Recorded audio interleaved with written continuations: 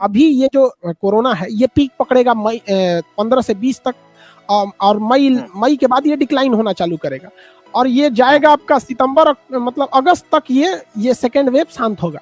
2 महीना गैप कीजिएगा बस, नवंबर तक थर्ड वेव आ जाएगा। लेकिन थर्ड वेव से हमें उतना घबराने की जरूरत नहीं है, क्योंकि जब तक थर्ड वेव आएगा भारत के 10 से 15% लोग कोरोना होकर ठीक हो चुके रहेंगे, और लगभग 30% जनसंख्या 40% जनसंख्या जो है उसे कोरोना मतलब वैक्सीन लग चुकी रहेगी। और जो छोटे बच्चे हैं, जो कुल जनसंख्या में लगभग 15% है, उन लोग को कोरोना होगा ही नहीं। तो केवल ऐसे लोग बचेंगे 25 से 30% जिन्हें कोरोना का डर है। तो इन लोग को मास्क वगैरह पहना के रखें। अभी तो हमारे 80% लोगों को डर है, तो थर्ड वेव में केवल 30% लोगों को डर लगा, क्योंकि उस समय तक वैक्सीनेशन बहुत हद तक कंप्लीट हो चुका रहेगा।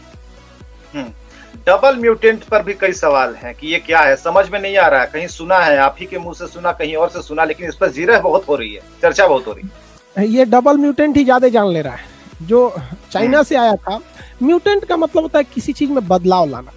हम लोग में भी म्यूटेशन होता है। आप आज से हम लोग करोड़ साल पीछे अगर हम लोग जाएंगे तो हम लोग का कान बड़े बड़े होते थे, हम आदि मानव की तरह ऐसे चलते थे। तो हम लोग म्यूटेट होके ये रूप लिए। म्यूटेशन उसे कहते हैं कि जब किसी एक जीव के बहुत सारे वंशज आएंगे ना, तो लाखों वंशज होने के बाद एक कुछ ना कुछ चेंजिंग आती है। अब हम लोग में क्या है कि एक इंसान की औसत जिंदगी जो रहती है 70-80 साल रहती है, इसलिए हमारा म्यूटेशन देखने में, हमारी 1 करोड़ जनसंख्या में दोबारा देखने में काफी लंबा समय लग जाता है। तो हम लोग में म्यूटेशन कम होता है। और ये कोरोना, एक आदमी के शरीर में 2-3 करोड़ कोरोना घुसा हुआ है, उसको क्या कीजिए, उसके लाखों है, तो उसमें म्यूटेशन होने में समस्या ही नहीं है, क्योंकि 10-20 करोड़ जब आपका आता है, इंसान ज्यादा जाता है तो खुद ही म्यूटेशन होता है। तो वो क्या है कि पहले से और खतरनाक हो रहा है। जैसे हम लोग आदि मानव से अभी सुधरे, और खतरनाक हो गए लोग, अभी और आगे जाके और पता नहीं क्या क्या करेंगे हम लोग में भी तो म्यूटेशन होता है।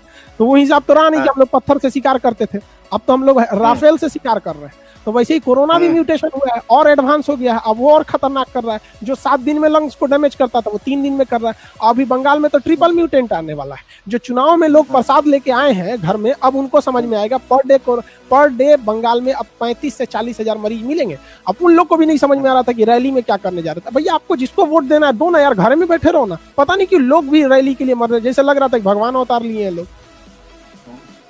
एक सवाल आ रहा है, कॉलर पूछ रहे हैं कि कोरोना के वैक्सीन का साइड इफेक्ट है क्या?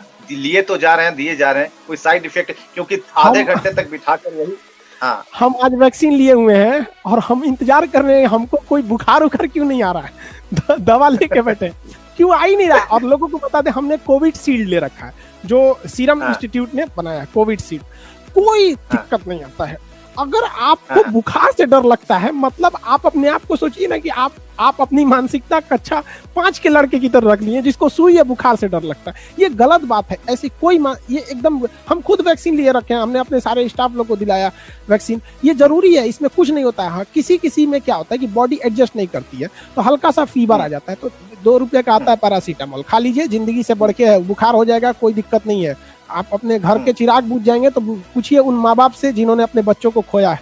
बुढ़ापे में जब वो लाठी लेके चलने की उम्र में कंधे पे बेटा का अर्थी लेके चले, तो उन्हें भी याद आता है कि काश वैक्सीन दिला दिए रहते।